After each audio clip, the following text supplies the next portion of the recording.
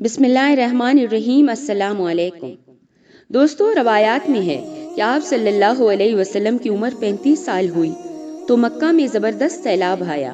قریش نے سیلاب سے محفوظ رہنے کے لیے ایک بند بنا رکھا تھا، مگر یہ سیلاب اس قدر زبردست تھا کہ بند توڑ کر کعبے میں داخل ہو گیا۔ پانی کے زبردست ریلے اور پانی کے اندر جمع ہونے کی وجہ سے کعبے کی دیواروں میں شگاف پڑ گئے۔ اس سے پہلے ایک مرتبہ یہ دیواریں آگ لگ جانے کی وجہ سے کمزور ہو چکی تھی، اور یہ واقعہ اس طرح ہوا تھا کہ ایک مرتبہ کوئی عورت کعبے کو دونی دے رہی تھی کہ اس آگ میں سے ایک چنگاری اڑ کر کعبے کے پردوں تک پہنچ گئی۔ اس سے پردوں کو آگ لگ گئی اور دیواریں تک جل گئی۔ اس طرح دیواریں بہت کمزور ہو گئی تھی۔ یہی وجہ تھی کہ سیلاب نے ان کو کمزور دیواروں میں شگاف کر دیے۔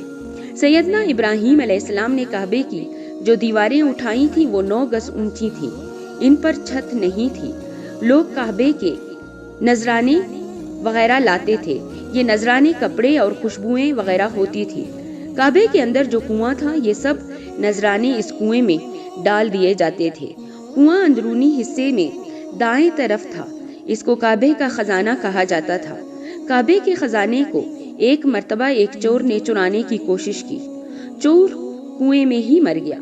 اس کے بعد اللہ تعالیٰ نے اس کی حفاظت کے لیے ایک سانپ کو مقرر کر دیا۔ یہ سانپ کنویں کی منڈھیر پر بیٹھا رہتا تھا، کسی کو خزانے کے نزدیک نہیں آنے دیتا تھا۔ قریش بھی اس سے خوف زدہ رہتے تھے۔ اب جبکہ کعبے کی دیواروں میں شگاف پڑ گئے اور نئے سرے سے اس کی تعمیر کا مسئلہ پیش آیا تو اللہ تعالیٰ نے ایک پرندے کو بھیجا، وہ اس سانپ کو اٹھا لیا۔ یہ دیکھ کر قریش کے لوگ بہت خوش ہوئے۔ اب انہوں نے نئے سرے سے کعبے کی تعمیر کا فیصلہ کر لیا اور پروگرام بنایا کہ بنیادیں مضبوط بنا کر دیواروں کو زیادہ اونچا اٹھایا جائے۔ اس طرح دروازے کو بھی اونچا کر دیا جائے گا تاکہ کعبے میں کوئی داخل نہ ہو، صرف وہی شخص داخل ہو جسے وہ اجازت دے۔ اب انہوں نے پتھر جمع کیے۔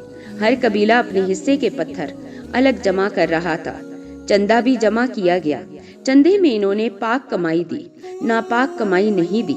مثلاً طوائفوں کی آمدنی، سود کی کمائی، دوسروں کا مال غصب سے حاصل کی گئی دولت چندے میں نہیں دی، اور پاک کمائی انہوں نے بلا وجہ نہیں دی تھی۔ ایک خاص واقعہ پیش آیا تھا جس سے وہ اس نتیجے پر پہنچے تھے کہ اس کام میں صرف پاک کمائی لگائی جائے گی۔ وہ واقعہ کچھ یوں تھا۔ ایک قریش سردار ابو وہب عمرو بن عابد نے جب یہ کام شروع کرنے کے لیے ایک پتھر اٹھایا تو پتھر اس کے ہاتھ سے نکل کر پھر اسی جگہ پہنچ گیا جہاں سے اسے اٹھایا گیا تھا۔ اس پر قریش حیران و پریشان ہوئے۔ آخر خود وہب کھڑا ہوا اور بولا، اے گروہ قریش، کعبہ کی بنیادیں میں سوائے پاک مال کے کوئی دوسرا مال شامل مت کرنا۔ بیت اللہ کی تعمیر میں کسی بدکار عورت کی کمائی، سود کی کمائی یا زبردستی حاصل کی گئی دولت ہرگز شامل نہ کرنا۔ یہ وہب نبی کریم صلی اللہ علیہ وسلم کے والد حضرت عبداللہ کا ماموں تھا اور اپنی قوم میں ایک شریف آدمی تھا۔ جب قریش کے لوگ خانہ کعبہ کی تعمیر کے لیے پتھر ڈھو رہے تھے تو ان کے ساتھ نبی کریم صلی اللہ علیہ وسلم بھی پتھر ڈھونے میں شریک تھے۔ آپ پتھر اپنی گردن پر رکھ کر لا رہے تھے۔ تعمیر شروع کرنے سے پہلے قریش کے لوگوں نے خوف محسوس کیا کہ دیواریں گرانے سے کہیں ان پر کوئی مصیبت نازل نہ ہو جائے۔ آخر ایک سردار ولید بن مغیرہ نے کہا، کعبہ کی دیواریں گرانے سے تمہارا ارادہ اصلاح اور مرمت کا ہے یا اس کو خراب کرنے کا؟ جواب میں لوگوں نے کہا، ظاہر ہے ہم تو مرمت اور اصلاح چاہتے ہیں۔ یہ سن کر ولید نے کہا، تب پھر سمجھ لو اللہ تعالیٰ اصلاح کرنے والوں کو برباد نہیں کرتا۔ پھر ولید ہی نے گرانے کے کام کی ابتدا کی، لیکن اس نے بھی صرف ایک حصہ ہی گرایا تھا کہ معلوم ہو جائے کہ ان پر کوئی تباہی تو نہیں آتی۔ جب وہ رات خیریت سے گزر گئی تب دوسرے دن سب لوگ اس کے ساتھ شریک ہو گئے اور پوری عمارات گرا دی، یہاں تک کہ اس کی بنیاد تک پہنچ گئے۔ یہ بنیاد ابراہیم علیہ السلام کے ہاتھ کی رکھی ہوئی تھی۔ حضرت ابراہیم علیہ السلام نے بنیادوں میں سبز رنگ کے پتھر رکھے تھے۔ یہ پتھر اونٹ کے کوہان کی طرح کے تھے اور ایک دوسرے سے جڑے ہوئے تھے۔ ان لوگوں کے لیے ان کو توڑنا بہت مشکل کام ثابت ہوا۔ دائیں کونے کے نیچے سے قریش کو ایک تحریر ملی۔ وہ تحریر سریانی زبان میں لکھی ہوئی تھی۔ انہیں سریانی زبان نہیں آتی تھی۔ آخر ایک یہودی کو تلاش کر کے لایا گیا۔ اس نے وہ تحریر پڑھ کر انہیں سنائی۔ تحریر کچھ یہ تھی: میں اللہ ہوں، مکہ کا مالک، جس کو میں نے اس دن پیدا کیا جس دن میں نے آسمانوں اور زمین کو پیدا کیا، جس دن میں نے سورج اور چاند بنائے۔ میں نے اس کو یعنی مکہ کو 7 فرشتوں کے ذریعے گھیر دیا ہے۔ اس کی عظمت اس وقت تک ختم نہیں ہوگی جب تک کہ اس کے دونوں طرف پہاڑ موجود ہیں۔ ان پہاڑوں سے مراد ایک تو ابو قیس پہاڑ ہے جو کہ صفا پہاڑی کے سامنے ہے، اور دوسرا کہکان پہاڑی ہے جو مکہ کے قریب ہے اور جس کا رخ ابو قیس پہاڑ کی طرف ہے، اور یہ شہر اپنے باشندوں کے لیے پانی اور دودھ کے لحاظ سے بہت بابرکت اور نفع والا ہے۔ یہ پہلی تحریر تھی۔ دوسری مقام ابراہیم سے ملی۔ اس میں لکھا تھا: مکہ اللہ تعالیٰ کا محترم اور معظم شہر ہے۔ اس کا رزق 3 راستوں سے اس میں آتا ہے۔ یہاں 3 راستوں سے مراد قریش کے 3 تجارتی راستے ہیں۔ ان راستوں سے قافلے آتے جاتے تھے۔ تیسری تحریر اس سے کچھ فاصلے سے ملی۔ اس میں لکھا تھا: جو بھلائی بوئے گا لوگ اس پر رشک کریں گے، یعنی اس جیسا بننے کی کوشش کریں گے، اور جو شخص رسوائی بوئے گا وہ رسوائی اور ندامت پائے گا۔ تم برائیاں کر کے بھلائی کی آس لگاتے ہو، ہاں یہ ایسا ہی ہے جیسے کہ یعنی کانٹے دار درخت میں کوئی انگور تلاش کرے۔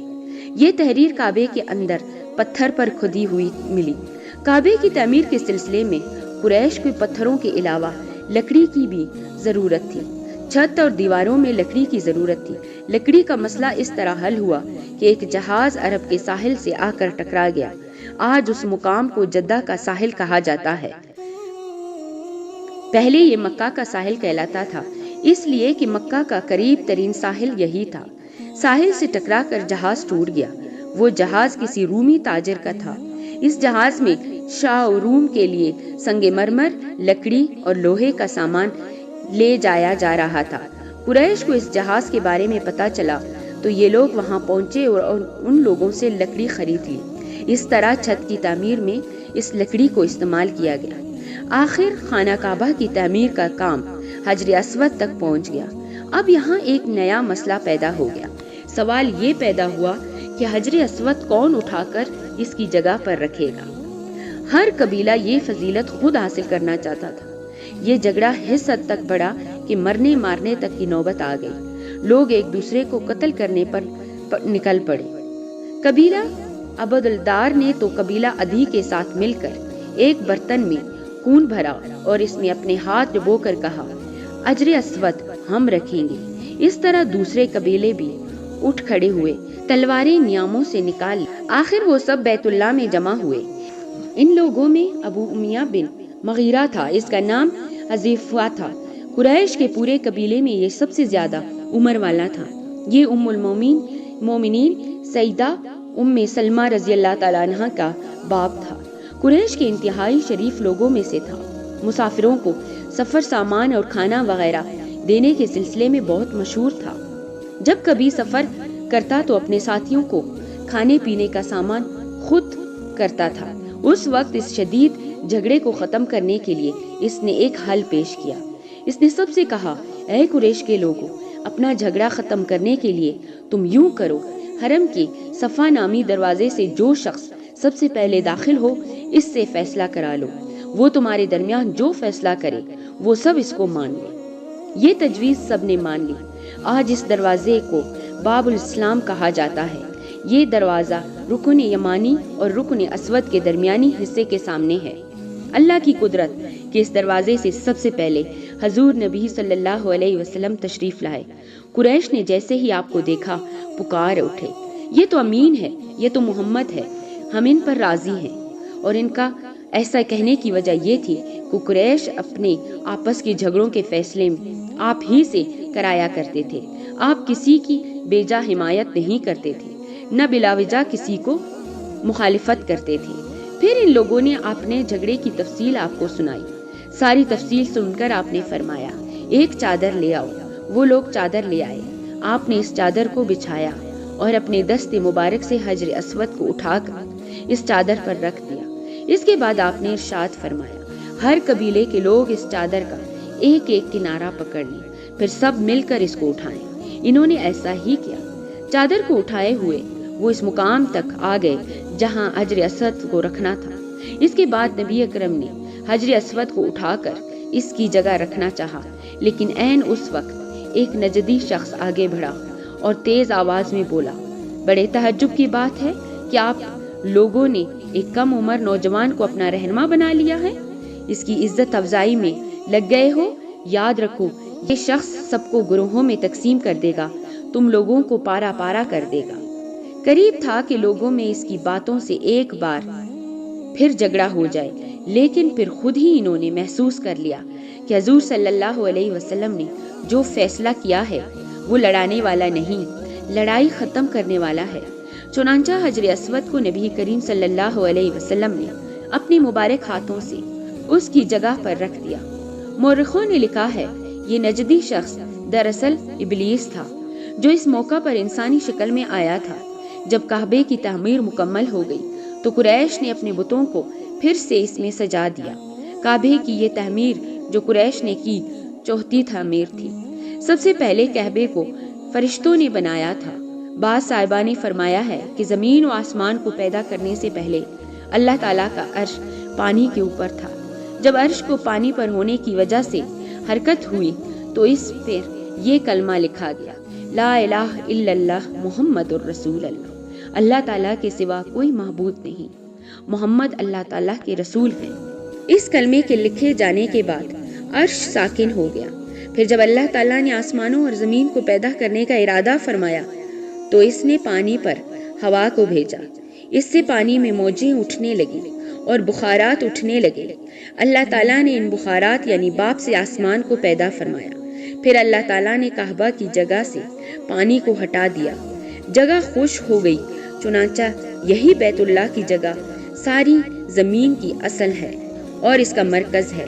यही खुशकी बढ़ते बढ़ते 7 बरियाज़म बन गई। जब जमीन जाहिर हो गई तो इस पर पहाड़ कायम किए गए। जमीन पर सबसे पहला पहाड़ अबू कबेस है। फिर अल्लाह ताला ने फरिश्तों को हुक्म फरमाया, जमीन पर मेरे नाम का एक घर बनाओ ताकि आदम की औलाद इस घर के जरिए मेरी पनाह मांगे। इंसान इस घर का तवाफ करे जिस तरह तुमने मेरे अर्श के गिर्द तवाफ किया है, ताकि मैं इनसे राजी हो जाऊं। फरिश्तों ने हुक्म की तामील की। फिर आदम अलैहिस्सलाम ने खाना काबा की तामीर शुरू की। इसके बाद हजरत इब्राहीम अलैहिस्सलाम ने खाना काबा की तामीर की। इस तरह कुरैश के हाथों ये तामीर चौथी बार हुई थी।